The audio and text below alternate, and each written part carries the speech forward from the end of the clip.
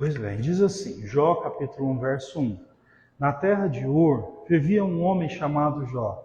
Era um homem íntegro e justo, temia a Deus e evitava o mal. Ele tinha 7 filhos e 3 filhas, possuía 7.000 ovelhas, 3.000 camelos, 500 juntas de boi e 500 jumentas. Além disso, tinha muita gente ao seu serviço. Era o homem mais importante do Oriente.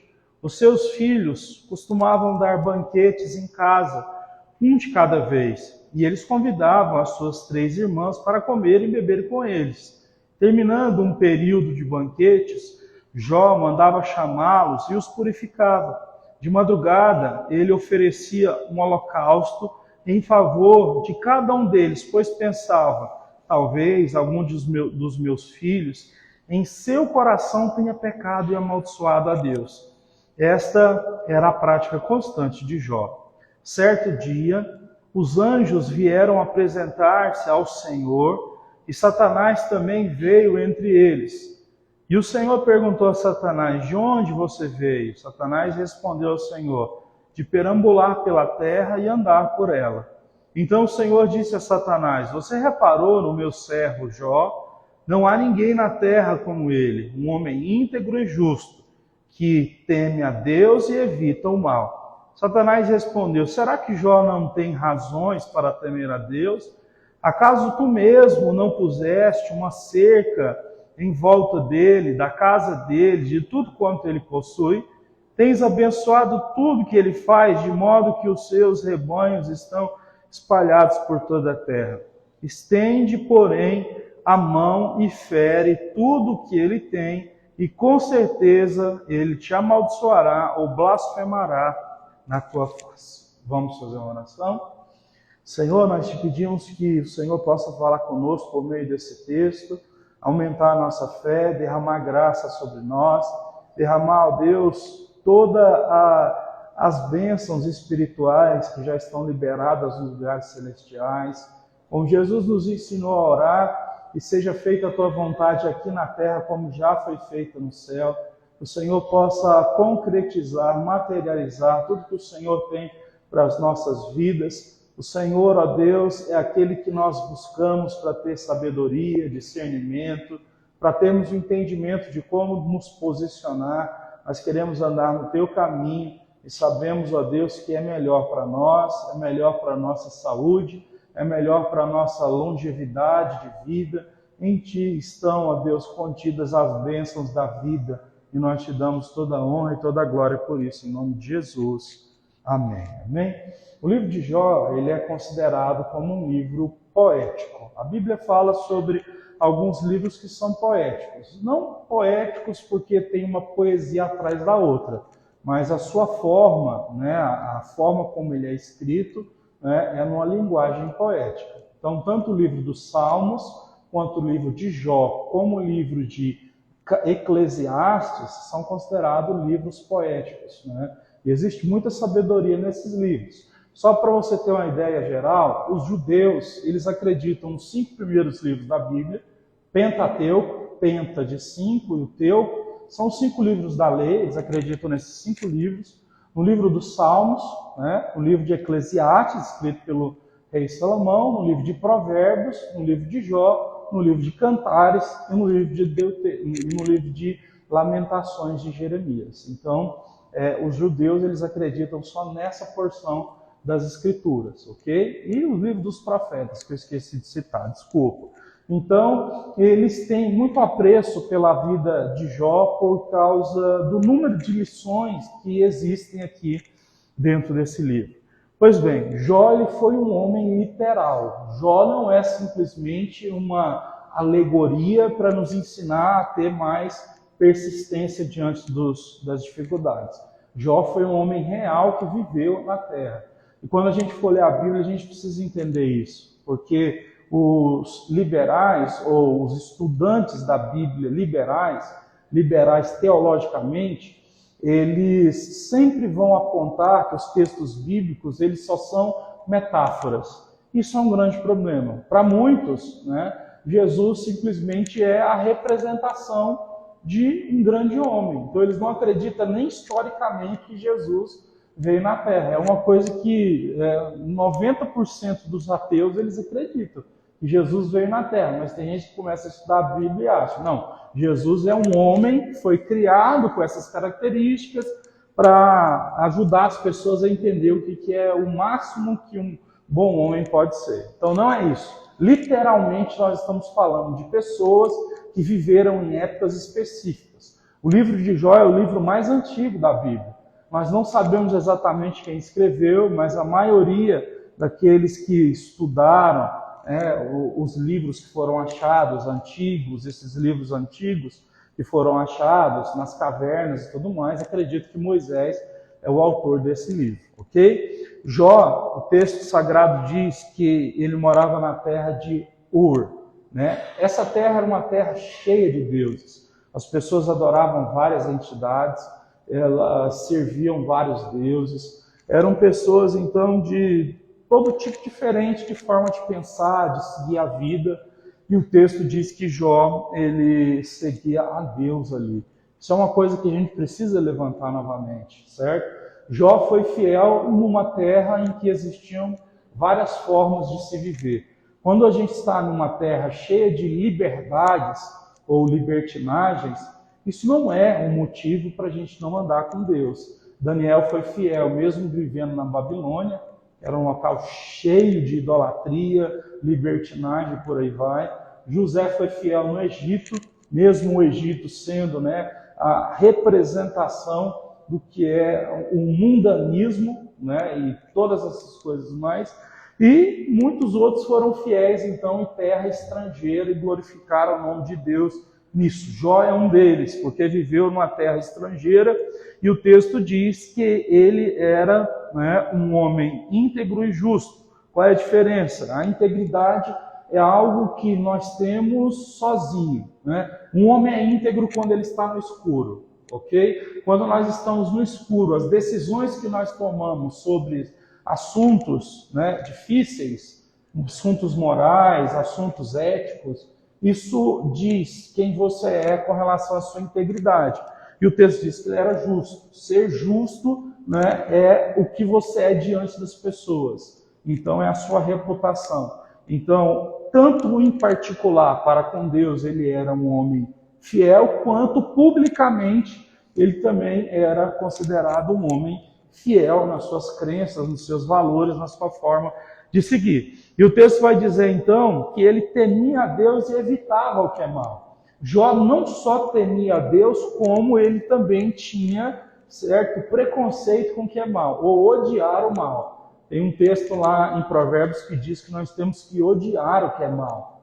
Nós não somente devemos temer a Deus, nós devemos ter ojeriza pelo pecado, nojo pelo pecado. Porque o pecado destrói, o pecado faz muitas coisas que degrinem as pessoas elas são mutiladas pelo pecado quando elas se deixam levar por ele. O texto diz que ele era muito abençoado, mas quando começa a enumerar as bênçãos dele, começa a falar sobre os filhos. Diz que ele era pai de 10 filhos, 7 homens e 3 mulheres. Isso aqui era a maior riqueza que ele tinha. Tanto é que ele, nós vemos aqui no texto que a gente leu, ele dedicou muito tempo para que esses filhos se mantessem unidos. Isso é muito importante porque a gente vive num mundo que, infelizmente, quando os pais morrem, a tendência é os filhos se afastarem e não se verem mais. O texto diz que os filhos de Jó se reuniam para comer juntos entre eles. Nem chamavam o pai ou a mãe, eles tinham uma amizade entre eles. E o texto diz que sempre que eles se reuniam, depois daquilo Jó chamava eles e purificava eles. Como um sacerdote, ele derramava água sobre os filhos e apresentava os filhos diante de Deus. E o texto diz que Jó tinha medo dos filhos pecarem dentro do coração contra Deus. Então, ele foi um homem que dedicou muito tempo para criar os seus filhos na presença de Deus e para criar esses filhos para que eles vivessem unidos. Porque a Bíblia diz no Salmo 127 que os filhos são como uma flecha na mão do guerreiro. O guerreiro, então, o quê? Ele lança essa flecha no lugar em que ele quiser. Então, quando nós somos pai ou mãe, nós precisamos dedicar tempo para que os nossos filhos sejam atirados na direção certa. E a verdade é que quando nós temos filhos pequenos, nós temos uma autoridade muito maior do que a gente pode imaginar, certo? Para direcionar os filhos. Por isso a Bíblia os chama de flecha. E nos chama o quê? De os arqueiros ou os guerreiros, para posicionar, para atirar para o lado que a gente quer.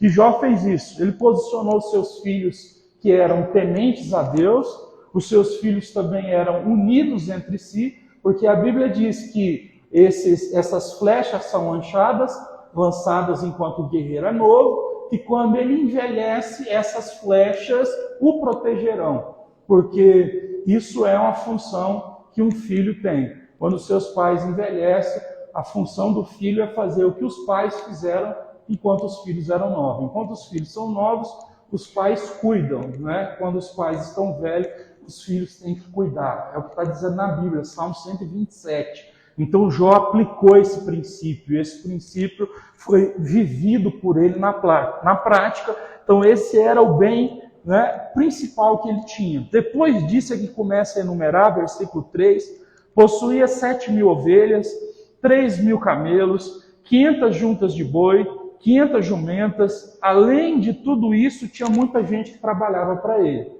E diz que ele era o homem mais rico do Oriente. Nós estamos falando de uma época em que o Oriente era a parte conhecida do mundo, certo? O Ocidente, ou até mesmo a Europa antiga, ela não era ainda, né, popularizada. Não se fazia somas, não havia muito intercâmbio. Então, Jó, a gente pode dizer, sem medo de errar, que ele era o homem mais poderoso do mundo nessa época em que ele estava vivo em termos de patrimônio, em termos de pessoas que trabalhavam para ele. Ele era um homem, então, muito poderoso, ele cria no Senhor. A gente pode ver também que o dinheiro não o afastava de Deus. Isso aqui é outra coisa interessante, porque, infelizmente, o dinheiro costuma afastar as pessoas de Deus. E o próprio Jesus um dia falou sobre isso, porque ele disse que era mais fácil um camelo passar pela uma agulha do que um rico entrar no céu. Não é agulha que usa, certo? Agulha era um buraco que tinha no muro de Jerusalém, certo? Para um homem passar correndo para levar uma mensagem para o rei. Ou alguns gostam de dizer que era um buraco em que um camelo só passava se fosse arrastando, bem dobrado mesmo. Então, Jesus diz que é mais fácil, certo? Acontecer isso, né? Um camelo passar por um lugar bem apertado que um rico entrar no céu, porque a riqueza acaba dominando o coração de muitas pessoas.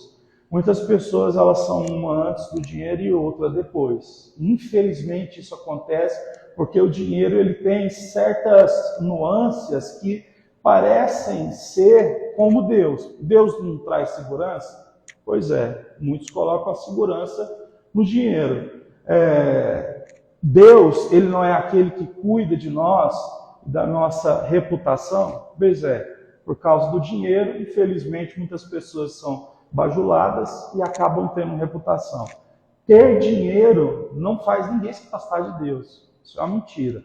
Mas o que a gente sabe, biblicamente, é que muitos se afastaram de Deus por causa do dinheiro, porque o dinheiro ele tem esse poder, então, de fazer com que a gente se sinta capaz de fazer coisas que só Deus faz. Então é um perigo muito grande e é por isso que, biblicamente, algumas pessoas que Deus tinha promessas de prosperidade financeira, Deus preparou essas pessoas por anos, diante de muitos desafios. Você vê José mesmo, que foi um homem rico, ele ficou 13 anos sendo provado. Ele foi primeiro vendido como escravo pelos próprios irmãos, depois ele foi acusado de assédio com a mulher de um homem muito poderoso, ficou preso injustamente num calabouço, sabe? A gente não entende muito bem como é que é isso, né? Prisão a gente já sabe que é um inferno, né? A Carla sabe mais que a gente, ela trabalha nessa área, mas o calabouço é um lugar úmido, onde as pessoas que estavam lá, elas não duravam muito tempo, por causa da falta do sol, por causa daquela umidade, por causa de tudo que é você viver debaixo da terra, com pouca comida, certo? Sem nenhuma perspectiva de sair. Quem entra ali só sai morto. Ele foi colocado nesse lugar, num lugar que humanamente não tinha expectativa de sair. Ele saiu dali porque aconteceu um milagre, até que ele foi então e se tornou um homem que ajudou o faraó do Egito a administrar o Egito numa época de 7 anos de prosperidade e 7 anos de escassez. Ele foi o único que tinha sabedoria para cuidar daquele momento e Deus o colocou então naquela posição. Você vê, Davi passou por muitas provações. Então, assim, biblicamente, essas pessoas passam por provações, é como se Deus quebrasse elas, para que quando elas venham ter nas mãos algum tipo de autoridade, ou riqueza, ou algum grau de importância, elas não dobrem o coração diante disso. Eu gosto muito de uma frase do reverendo Hernandes Dias Lopes, que ele diz assim: o poder não corrompe a pessoa, o poder só mostra quem já é corrompido. E essa é a verdade, certo? Nós não somos frutos do meio, nós influenciamos o meio. É isso que a gente precisa entender, né? Então, a pessoa que não é corrompível, geralmente Deus prova muito ela. E algumas pessoas passam por esses dilemas, né? Senhor, porque parece que eu sou mais provado que os outros, isso, aquilo. Às vezes Deus tem algumas missões específicas para cada um, que Deus precisa nos tratar, nos trabalhar em certas questões para que a gente tenha condições de fazer o melhor naquilo ali que Deus nos chamou para fazer. Então, esse era um homem muito importante, todavia a gente já viu que os filhos dele estavam em primeiro lugar. Infelizmente, nos parece que o casamento havia um problema, porque a gente sabe que Jó ele ficou doente, não só doente, a gente fala logo mais o que aconteceu com ele. Mas quando ele ficou doente, a esposa falou assim para ele: Jó, amaldiçoa esse seu Deus e morre. E foi embora. Ela largou Jó quando Jó perdeu, né, as possibilidades de ser um homem importante. Ela deixou Jó. Então, alguns até costumam dizer, né, quando Deus provou Jó, tirou tudo dele, só deixou a esposa, porque não era bênção. E ela mesma foi embora sozinha, porque quis, né? Jó não mandou ela embora e nem ela apoiou Jó nos momentos de dificuldade. Então você vê que até as dificuldades que Deus traz na nossa vida servem para selecionar quem são, né, as pessoas que nos amam pelo que nós somos, das pessoas que dizem nos amar, mas que só estão perto pelo aquilo que a gente pode proporcionar para elas, né, em alguns momentos da nossa vida. Isso é fundamental na nossa vida, porque você pode ter certeza, todos nós podemos estar bem hoje, mas vai ter período da nossa vida que a gente não vai estar tão legal. Depois vai ter período que a gente vai subir de novo. Se a gente não souber selecionar as pessoas que estão do nosso lado, a gente vai se dar mal. Eu até postei um vídeo esses dias, né, de vários paraquedistas que, né, eles pularam e tal, os paraquedas estavam abertos, e um outro paraquedista que não tinha nada a ver com a causa, quis participar ali daquela... Era uma espécie de apresentação, ele vem e se solta de outro paraquedas e vem numa rajada de um vento, né, com o paraquedas semi-solto, e ele acaba arrastando ali uns 5 paraquedistas ali que começam a, né, perdem o controle daquilo tudo, e ali tudo começa a degringolar, a coisa fica feia, né? No final, acabou que esses paraquedistas conseguiram se desvincular daquele que não era um amigo deles, né? E eles conseguiram se dar bem. Então, até no decorrer da nossa vida, Deus nos dá a chance da gente poder se desvincular de pessoas que não são boas para estar do nosso lado. Você sabe que quando eu era da igreja, quando eu pregava, fazia um monte de coisa na igreja, um monte de pessoa gostava de mim. Eu tinha mais ou menos 16 anos. Eu fiquei doente, eu dei transtorno de ansiedade, crise de pânico e tal. Praticamente todo mundo parou de falar comigo. Eles achavam que isso era demônio, achavam que isso é falta de fé. Todo mundo, os amigos da minha idade, os pastores mais velhos, sabe? Todo mundo deixou. Então, assim, foi um momento crucial na minha vida para mim entender que tem muita gente que está do nosso lado só enquanto a gente está fazendo alguma coisa. Então, quem nós somos enquanto nós não estamos fazendo nada, e quem está do nosso lado nesse momento, realmente mostra que é amizade verdadeira, que é companheirismo de fato. Pois bem, Jó então tinha os seus filhos que comiam junto, como eu falei. Olha, infelizmente existem pessoas que ficam a vida inteira vivendo de subempregos, certo?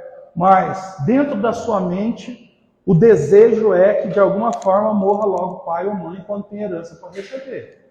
Eu conheço gente que vive escorado, né? Aquele negócio, se escora, vive de subemprego esperando o pai e a mãe morrer.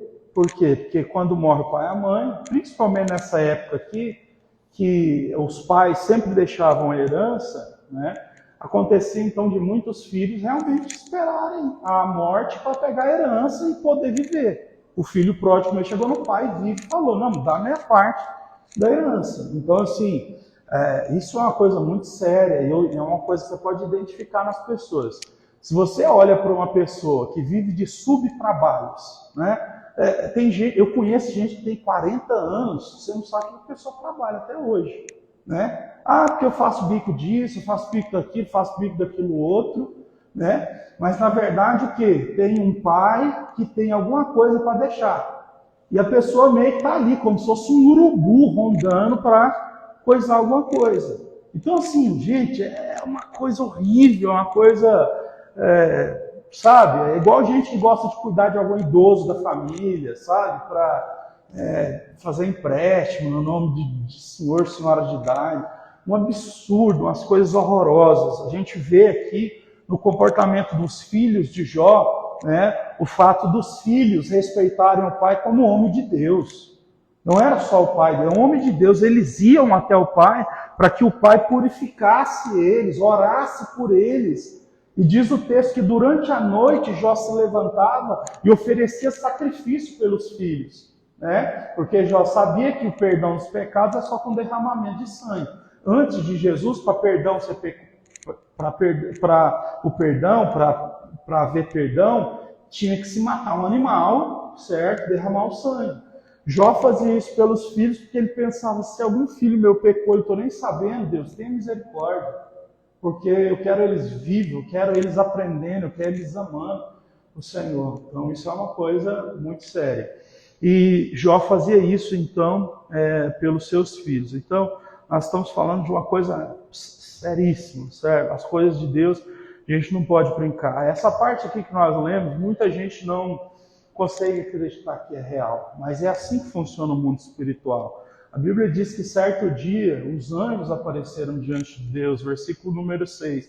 E Satanás também veio. Lembrando que Satanás é uma criação de Deus e ele se apresentou diante de Deus. Deus fez uma pergunta para ele retórica, né? De onde você vem? Óbvio que Deus sabia aonde ele vinha, e Satanás respondeu, eu vim de perambular a terra. Se a sua pergunta é onde está o diabo, ele está no inferno? Não, ele está perambulando a terra. Satanás, ele está por aqui, entendeu? Os seus demônios estão por aqui, estão em todos os lugares para tentar induzir as pessoas ao erro. Ele não é o nosso maior inimigo. O nosso maior inimigo somos nós mesmos. Mas ele é um segundo inimigo que tenta, né, usar essa fraqueza pessoal nossa para nos derrotar. Então o que acontece? Satanás, ele diz assim para Deus, você suborna Jó. É só por isso que ele te respeita. Como que ele faz isso? Ele diz assim, é claro, a vida de Jó está cercada. O Senhor cercou os filhos dele, cercou os bens dele, tudo que ele faz, o Senhor permite prosperar, suborno. Suborno de fidelidade, ele só é fiel porque suborna. Deixa que ele perca as coisas, você vai ver que não tem suborno, ele vai o quê? Ele vai blasfemar no seu rosto. Ele vai mostrar para ti de forma clara que se não tiver bênção, não tem adoração. E isso, então, houve uma conversa literal entre Deus e Satanás. E o Senhor Deus escolheu ter essa conversa, ok? Então, só para a gente ver aí, ó, reparou no meu servo Jó, o próprio Deus disse isso a Satanás. Não há homem na terra como ele, um homem íntegro e justo, que teme a Deus e que evita o mal. Satanás respondeu, será que Jó não tem razões para te temer? Acaso tu não o puseste uma cerca em volta dele, da casa dele, e de tudo que ele possui? Tens abençoado tudo que ele faz, de modo que os seus rebanhos estão espalhados por toda a terra. Estende, porém, a mão e fere tudo que ele tem, e com certeza ele te amaldiçoará na tua face. Isso aqui, certo, é a acusação que o inimigo da nossa alma sempre tem diante de nós, que é, quando as coisas ficarem difíceis, você vai continuar fiel a Deus? Isso sempre vai ser uma guerra espiritual, e essa frase sempre vai aparecer no momento de lutas espirituais. Quando nós estamos em guerra, o que é que nós apresentamos diante de Deus? Eu não estou dizendo que esses homens que sofreram muito, porque a Bíblia vai dizer que Jó perdeu todos os animais que ele tinha, certo? Ele perdeu os filhos que estavam reunidos, comendo, bateu um vento forte sobre a casa caiu, os 10 filhos morreram, diz o texto. Jó teve uma doença em que o corpo dele se encheu de chagas, uma espécie de lepra, e o texto sagrado diz que ele ficava com um caco de telha. A única coisa que sobrou para ele foi um caco de telha, que ele ficava rapando as feridas pela coceira que dava. Ele teve que cavar um buraco, jogar um monte de cinzas, e ele ficava dentro desse buraco porque o cheiro do corpo dele era insuportável. A mulher dele disse, amaldiçoa Deus e morre. Foi embora, foi embora. E Jó, o que ele fez? No primeiro momento ele diz assim, nu, eu saí do ventre da minha mãe. Se Deus quiser, nu eu volto também. Louvado seja Deus. Ele disse que o meu Redentor, essas são as palavras dele, o meu Redentor vive. E eu sei que ainda que a minha carne pereça, nos meus ossos eu verei a Deus. Ele glorificou a Deus nos momentos mais difíceis. Isso não quer dizer que esse cara é perfeito e nem melhor que nós, porque no livro de Tiago diz, tenham Jó como exemplo de paciência. É possível vocês terem o que é a paciência. Jó é conhecido como essa expressão, a paciência de Jó, porque ele esperou Deus restaurar a sorte dele. Ele sabia que ele cria, em quem ele cria. E além dele passar por tudo isso, veio 3 caras que eram amigos dele e que ficavam questionando ele direto, dizendo assim, Jó, vamos falar a verdade? Deus não permite ninguém passar por uma dificuldade dessa se a pessoa não tiver pecado dentro do coração, não. Fala para nós, às vezes você pecou, se desviou aí com alguma mulher, corrompeu seu coração com dinheiro, pode falar, só nós 4 aqui. E Jó disse, eu não fiz nada. E aquilo era um tormento para o cara, porque o cara está em grande sofrimento sozinho, e as únicas pessoas que se dispuseram a conversar com ele estavam sempre tentando, certo, fazer com que Jó confessasse alguma coisa que ele não tinha feito. Deus permitiu ele passar por aquilo ali, sabe? O Senhor tem os seus planos. Tem coisa que Deus não responde na nossa hora. Depois Deus respondeu para ele o porquê que ele passou por aquilo. Tem coisa que Deus não responde. E eu vou te dizer uma coisa, quando Deus não estiver nos respondendo, a gente pode fazer como Jó fez. Teve algumas vezes que ele disse assim, Senhor, eu não entendo o que está acontecendo. O Senhor que é o dono de tudo, soberano, o Senhor faz todas as coisas, o que está acontecendo, por que eu estou passando por isso? Quando ele fazia essas perguntas para Deus, ele não estava incredulizando a existência de Deus, nem nada disso. Ele realmente cria em Deus e esperava uma resposta, mesmo que aquela resposta não tenha vindo naquele momento. O que a gente não pode fazer é o quê? Blasfemar e desacreditar. Que é nesse momento que muitas pessoas deixam, né, Deus de lado, porque elas acreditam que Deus existe para esse momento. Só que, gente, é o que a gente fala. Eu prego aqui muito sobre descanso, porque o nosso mundo ele é tão agitado que não tem nem por que eu ficar falando aqui de agitação. Eu tenho que partir para o outro lado. Se a gente não aprender a descansar em Deus, a nossa vida não vai dar certo.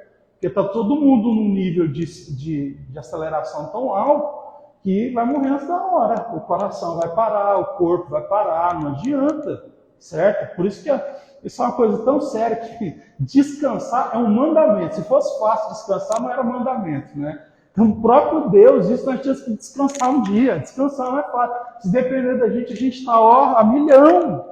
Então você vê que o quê? O Jó, ele é um exemplo de paciência, porque ele conseguiu esperar ou descansar em Deus até que a resposta viesse. Então, talvez o que eu e você esperamos aqui hoje é uma resposta de Deus em alguma área da nossa vida. Entenda uma coisa, se Deus não respondeu ainda, não é porque você não está ouvindo, não é porque você é pecador demais, não é porque Deus não está perto, é simplesmente porque não chegou o momento. Porque Deus, ele não fica devendo nada para ninguém. E Deus também não deixa de dar alguma coisa que a gente precisa agora. Entenda isso. Como a gente é ansioso, a gente sempre acha que precisa agora. Aí que está o problema. Mas se Deus não deu agora, a gente tem que aprender a orar assim. Deus, se o Senhor não deu agora, me ensina a entender que o Senhor tem o seu tempo, e que o seu tempo é melhor que o meu. Porque no seu tempo as coisas elas vão dar certo, elas vão fluir, elas vão acontecer. Então o próprio Deus permitiu com que fosse tirada essa cerca que guardava Jó de tudo que ele tinha. Deus não deixou de amar Jó, muito obrigado, né? Em momento nenhum. Pelo contrário, Deus tinha um plano ainda maior na vida dele. Não dá para a gente falar tudo, né? Mas a gente for resumir, no final Deus deu para Jó em dobro tudo que ele tinha. Ele já era o homem mais importante. Ele passou por essa grande aflição a ponto de ser visitado só por 3 amigos. Para você ver, um homem mais poderoso da terra que perdeu tudo, certo? Perdeu o respeito de todo mundo. Então, por favor, não confie em nada que você tem, não confie em gente que aproxima de você para falar coisas boas sobre você só nos momentos que você está bem. Cuidado com isso. Sabe por que eu estou dizendo isso? Porque o nosso coração ele tende a gostar de bajulação. E bajulação não é reconhecimento do que você faz, certo? Reconhecimento do que você faz vem de pessoas que têm um coração sincero e que realmente te elogiam e não tem nada para receber de você, sabe? Não é gente que está te elogiando porque de alguma forma está esperando alguma coisa de você. Então, isso precisa ser entendido por nós. Porque senão, quando a gente passar dificuldade, a gente vai ligar para alguém, né? Nunca gostou de nós. E vai ter uma grande surpresa. Nós vamos ser maltratados por pessoas que só falavam bem. Sabe o que a Bíblia diz? A Bíblia diz que assim como o fogo purifica o ouro e a prata, para elas terem valor, assim os elogios provam o coração do ser humano. Os elogios servem para provar aonde o nosso coração está. Se o nosso coração não está em Deus, no lugar certo, a gente começar a se deixar levar por essas coisas, a gente cai feio.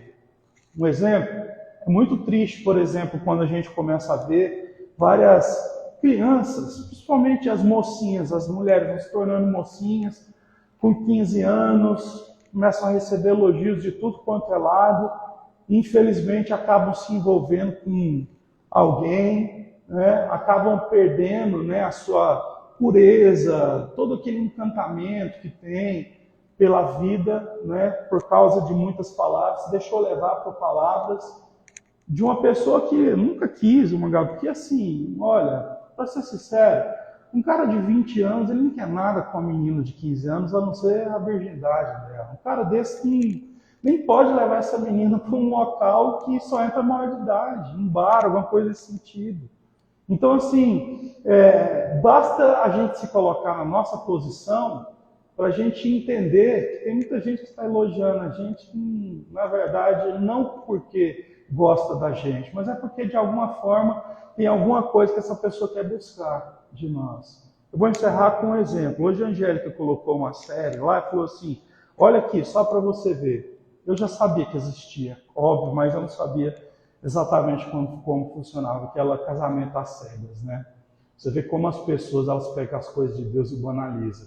Casamento às cegas é tipo assim, eles pegam uns 10 homens, 10 mulheres, e eles botam para cada homem conversar com a mulher, atrás de uma parede, eles não se veem, e eles têm uma conversa, e tal, o que você gosta de fazer e tal, e eles conversam 1, 2, 3, vamos chutar que eles conversam 6 vezes durante o programa.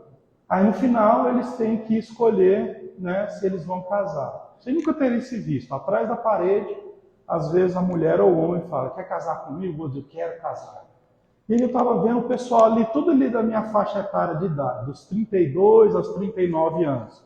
Tudo gente que já tinha sido casado de 2 a 3 vezes, né?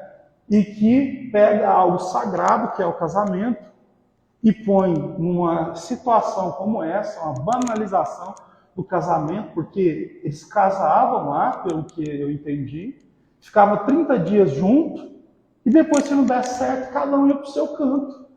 E era casamento o negócio. Então, percebe como as coisas estão banalizadas. Então, o que acontece? Ali, quando acontece do homem achar a mulher bonita, eles casam para ficar 30 dias junto em passeios. Depois que aquilo ali acaba, cada um vai para um lado. É muito fácil, simplesmente, duas pessoas, né, quererem se usar mutuamente. Porque é isso que acontece. Não é nem só o homem querendo usar a mulher também querendo usar o homem. E o que o casamento acaba? E aí eu disse assim, Angélica, você me lembra muito um texto bíblico, que é quando o rei Dário, ele pegou as taças que tinham no templo de Deus, taças de ouro, botou vinho dentro, fez um bacanal lá, chamou um monte de prostituto, um monte de homem lá, e estava bebendo, e tudo aquela coisa lá, sabe, blasfemando o nome de Deus. Aquela noite, o próprio Deus, com a mão dele, escreveu na parede, Mene, Mene, Tekel, Parsim, dizendo, né, hoje mesmo o teu reino terá fim e a sua morte é certa. Naquela mesma noite, o Império Medo-Persa estava invadindo, certo, o Império lá, enquanto os governantes estavam bebendo naquela coisa toda, já estavam invadindo e dominaram na mesma noite, mataram o rei e tomaram posse daquela terra.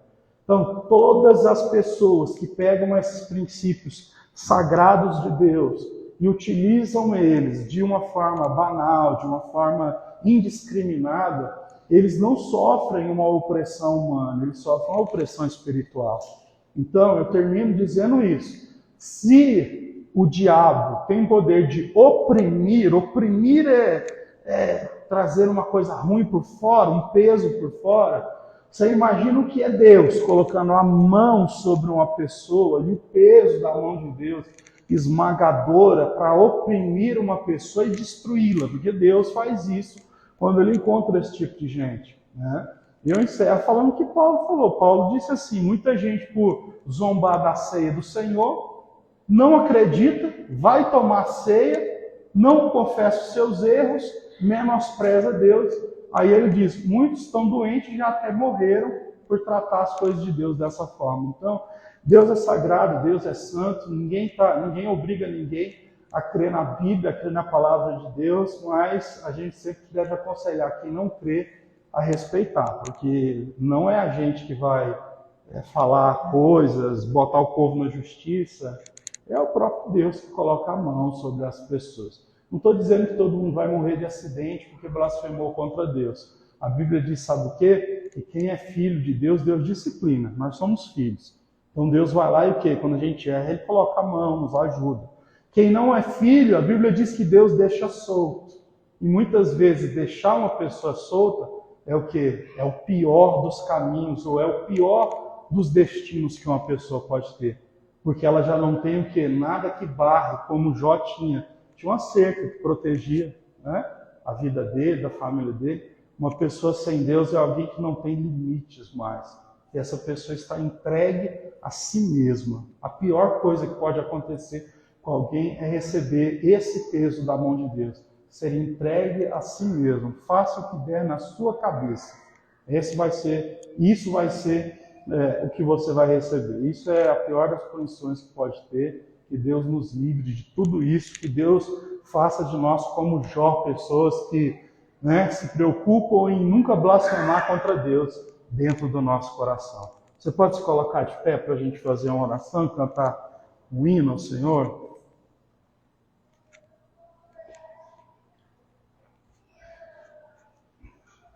Senhor, nós oramos a Ti e Te pedimos, nos ajuda nos momentos de dificuldade.